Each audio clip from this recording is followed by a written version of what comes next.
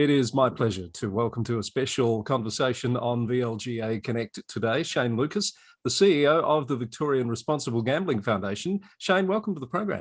Good morning, Chris, and thanks for having me on. It's a really good opportunity, I think, to talk to our partners and friends in the local government sector about our issues. Really appreciate you being here. We want to explore a bit about what the foundation is all about, your relationship with the VLGA, which is a very strong one.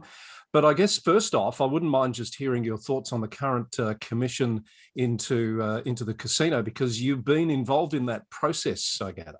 Yes, look, we have, Chris. It's been a very busy time for many people in the world of obviously those in the casino environment, but for persons outside in the research community, for our own role as a statutory authority of government with a clear remit around gambling harm.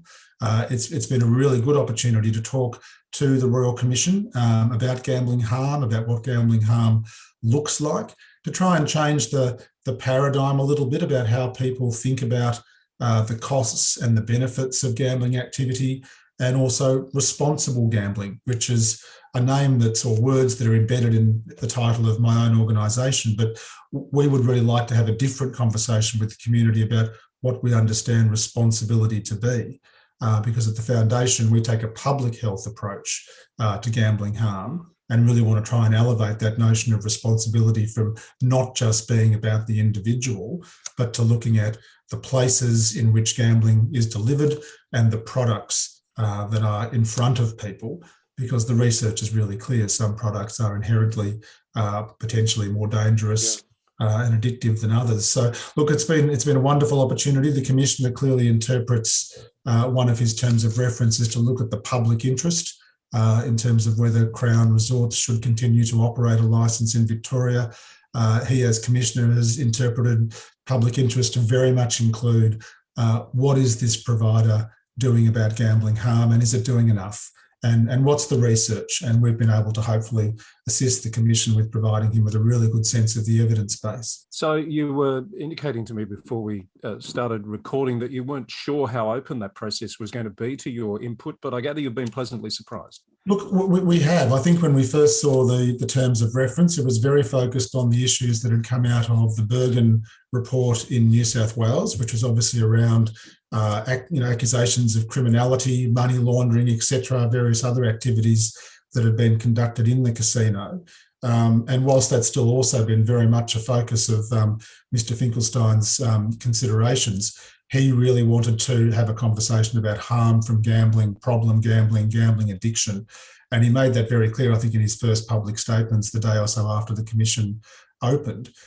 He's also wanted to talk about culture within the organisation at Crown. And whilst that's not our remit, it is pertinent. The culture of an organisation, and therefore how it chooses to address and implement its code of conduct, how it implements its responsible service of gaming activity, and how it looks to intervene with people experiencing gambling harm. I think there's a causal link between the culture of an organisation and then how it chooses to protect its patrons and its consumers. Shane, how significant do you think the work that you've been doing for some time with the VLGA and more broadly local government has been in helping you to respond in a more meaningful way to this opportunity? Look, I think it's given us a real line of sight into one of the core parts of our community that is called upon to think about gambling, to think about the costs of gambling as well as the benefits. So when local governments are considering applications from, local pubs and clubs for more pokies, they can obviously see that there's potentially benefits at a local level for that. There's employment opportunities, there's the creation of social spaces. These are positives. On the other hand, there's also a lot of research that suggests pokies particularly are amongst the most dangerous gambling product, and that a lot of harm is associated with pokies.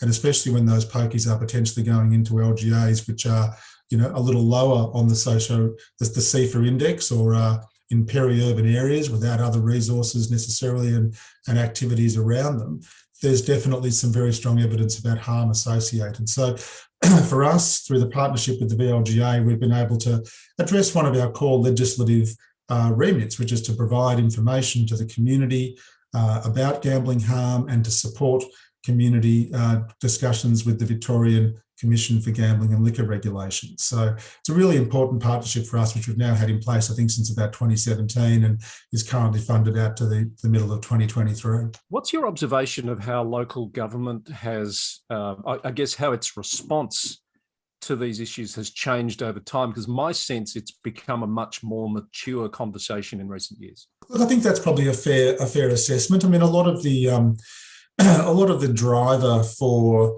discussion of gambling harm in our community clearly comes through the Alliance for Gambling Reform.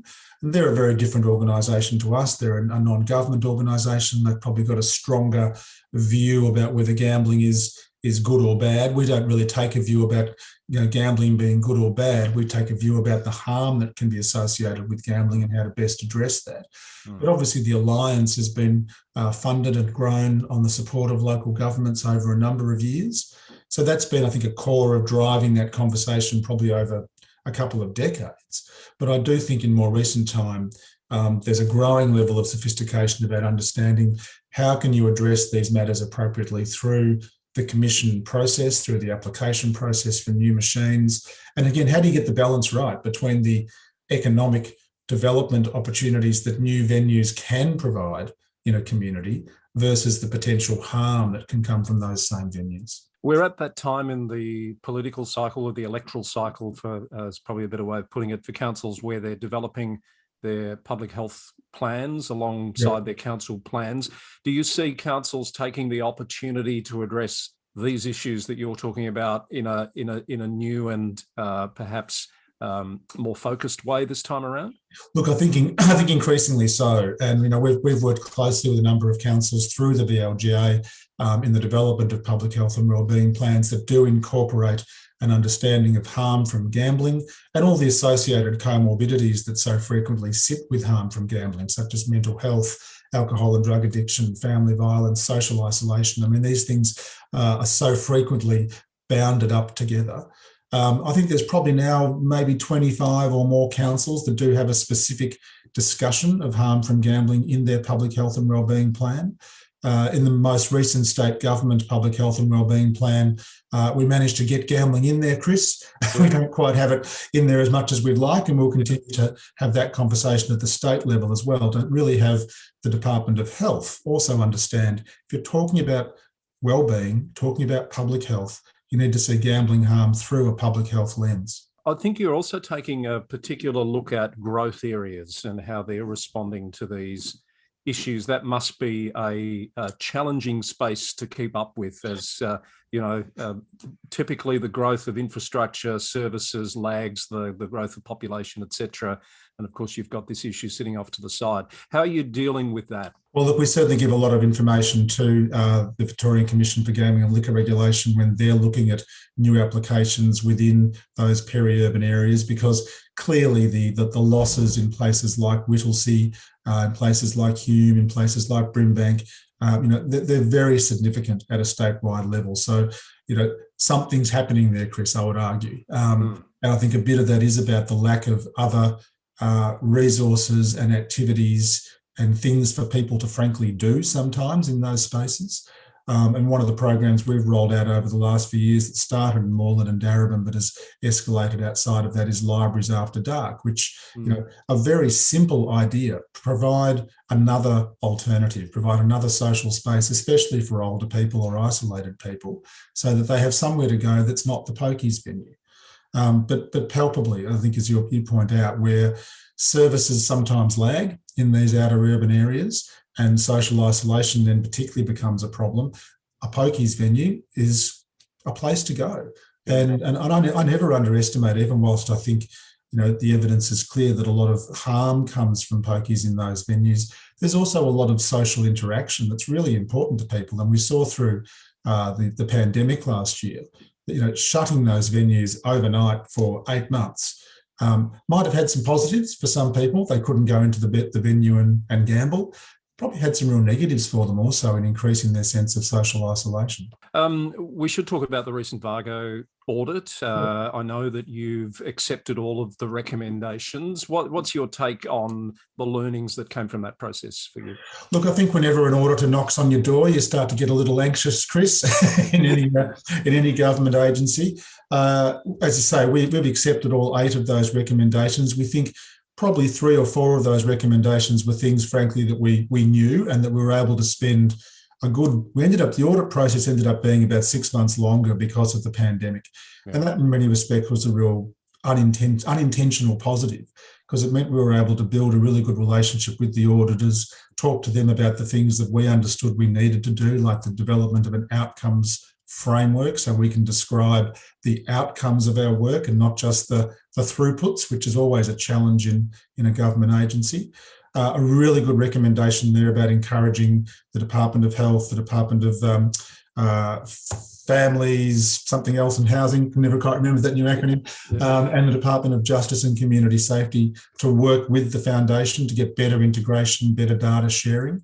And a couple of other recommendations where I don't know exactly whether VAGO got it quite right, but they're also been clear to us. Look, these are the recommendations, you've accepted them. That also means if over the next 12 months as you're implementing those, you want to come back and talk to us about potentially tweaking your implementation plan, we're really open to that. So I think from the perspective of a really helpful and a friendly auditor to come in and say, we're going to look closely at you. We're going to say some things you might not always be comfortable with, but we're here to try and help you improve your business and your service to Victorians. So, that's a real positive from my perspective. Shane, how long have you yourself been in the role as CEO at the foundation? I think I've been about almost 2.5 years now, Chris. I had sort of a year in the office, shall we say, and then I've had the better part of a year in my front room, and now we're slowly starting to get into a little bit of hybrid working. I was in the office, for example, all day yesterday wearing a mask, which isn't much fun, of course. But I started sort of early 2019. So it's been a really, I've not been involved in this sector before. I've done a range of roles in government, but it's a really interesting, complicated sector. And the vast majority of Victorians who gamble do so recreationally without experiencing harm. There's a very small percentage that experience very serious harm. And then there's a lot of other people along the spectrum where perhaps harm is not, that you lost your superannuation or your house or your marriage, but harm might be you had big losses that caused you stress. You've got other issues in your life that lead you into gambling. So getting to better understand those complexities, it's been a fascinating journey.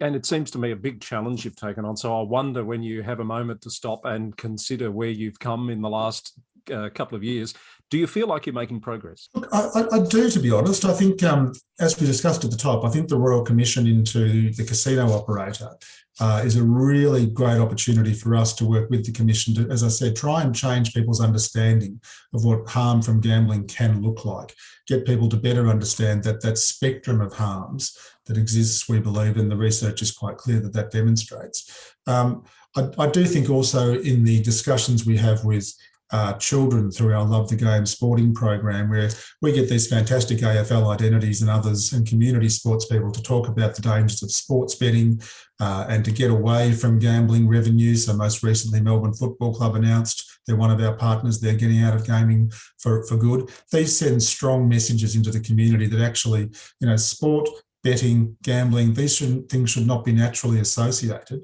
And I think with the amount of advertising that's out there, that's a really important and constant message we have to try and give to young kids especially. So look, I think we make progress. I think it's also, as is often the case in a public health environment, it can be slow progress. I mean, the discussions about the risks of tobacco started in the 1930s and 40s. We probably didn't get there until the 80s.